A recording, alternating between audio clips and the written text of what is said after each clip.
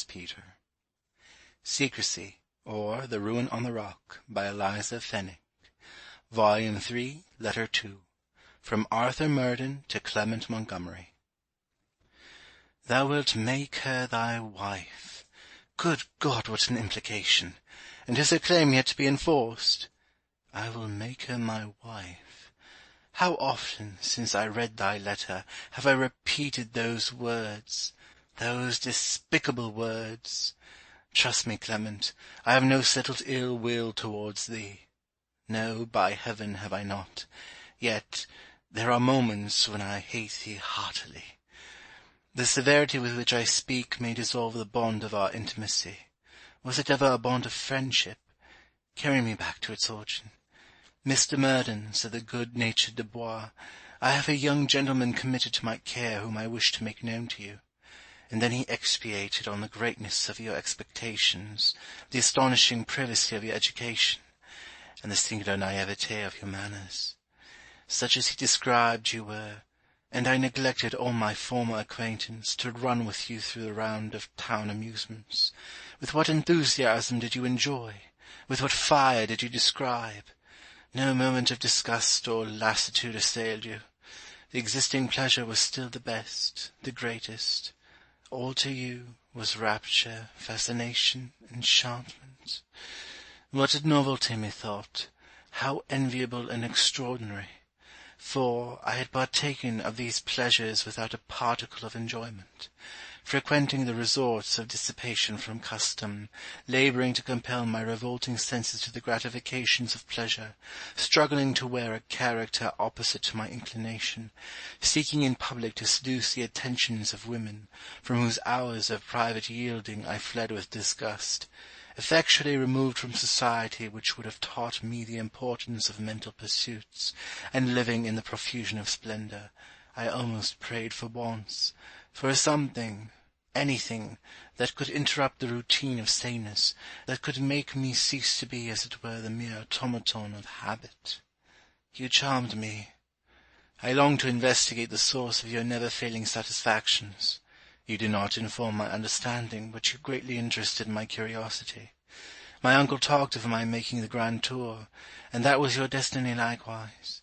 It must be amusing, thought I, to travel with one so volatile yet energetic, and such an arrangement was speedily resolved on. We travelled. Sometimes you complained of my indifference, of the cold reserve that hung upon my character, but the avidity with which you perpetually hunted after variety, and the readiness wherewith I listened to your descriptions, reconciled you to whatever discordance you chanced to perceive between my feelings and your own. Am I not right, Clement? Was not this rather intimacy than friendship? While we viewed the Alps and Pyrenees, their sublimity poured into my mind a flood of enthusiasm. The laughing, as the French emphatically call it, country of Italy filled me with delight. But memory can often present such scenes with the warmth and vigour they first bestow, and even her attempts were repressed by the multitudes of follies that perpetually assailed us. I saw on every hand oppression, priestcraft, and blindness. Neither my tutor nor my companions were capable of stimulating me to inquire into the moral and physical causes of the evils I lamented, and perceiving only the effect, I concluded they were without remedy, and dismissed the subject. To one point, then, I changed my expectations, and that one point was love. And here I quixoted my fancy into the wildest hopes. I wanted beauty without vanity, talent without ostentation, delicacy without timidity, and courage without boast. If I saw the semblance of any of these qualities, I hastened to search for the rest. Disappointment succeeded disappointment, without producing any other effect than to bring the visions of my brain before me with fresh allurements, with increase of attributes.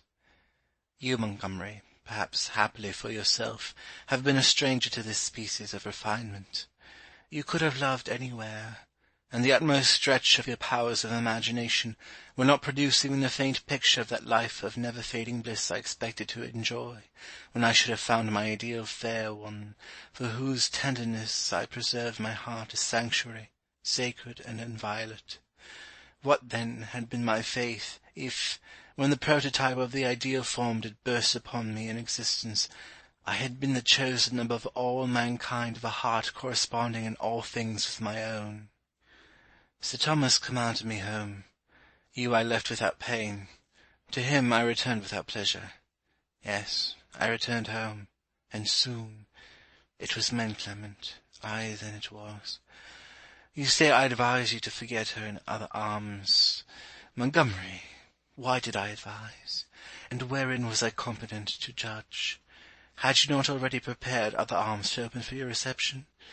How could I divine that she whom you loved was not of the race of those beings to whom you were constantly lending the epithets of charming, lovely, exquisite, angelic? Not beyond a glance of transient admiration or a temporary delirium of the senses could they excite in me. I sighed to find something worthy of remembrance. You sighed to forget the worth, the inestimable worth you had known.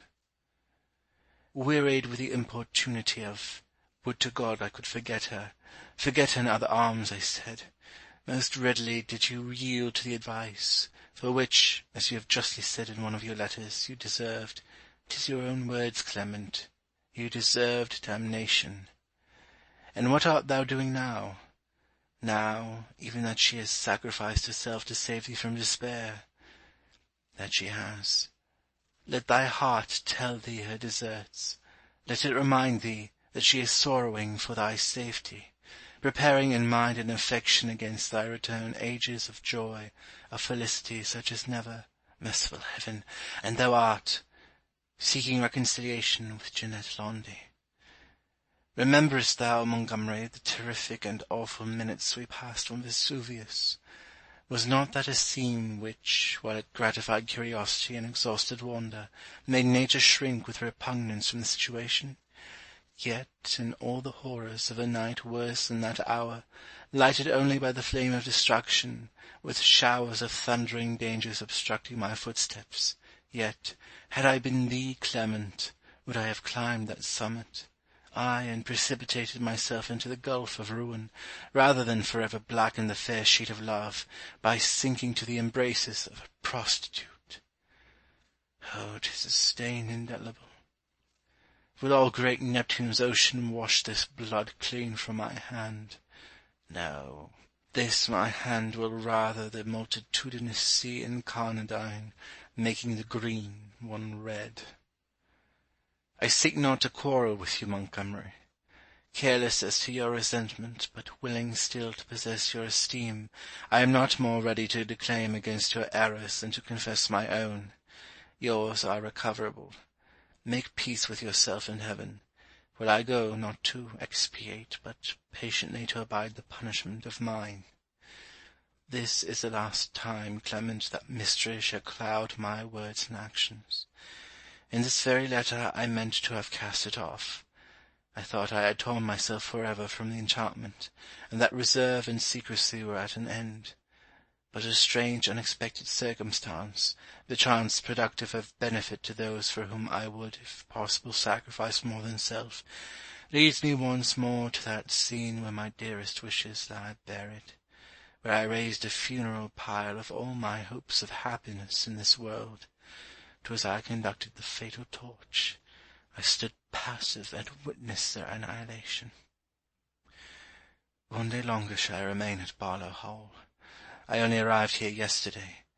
I may be absent a week, then I return again for a short time to seek in solitude a temporary recruit of spirits and resolution. Much indeed do I need them. You I have to meet, my uncle too, all who call themselves my friends, for with this emaciated form and mere emaciated mind am I coming to London. And what is my business there? To take an everlasting leave of ye all, to implore Sir Thomas Barlow that he will allow me but a part of the ample provision he has given me here, to supply nature's necessities in a foreign land. I go abroad. Opposition and remonstrances are a feather in the balance. I go, Montgomery, to find a grave. Life and I are already separated. I breathe, but I do not live. Sleep and peace are vanished from me. How swift are the ravages of an unhealthy mind, and who would not rejoice when the vague and fleeting scene shall have finally closed? But a little time Montgomery and rumour will say, or perhaps some stranger affected into sympathy by my youth will, as the least office of humanity, charge himself particularly to inform thee, that it was a sigh of resignation which liberated the agonized soul, and for ever sealed the lips of A. Murden. End of Section 36.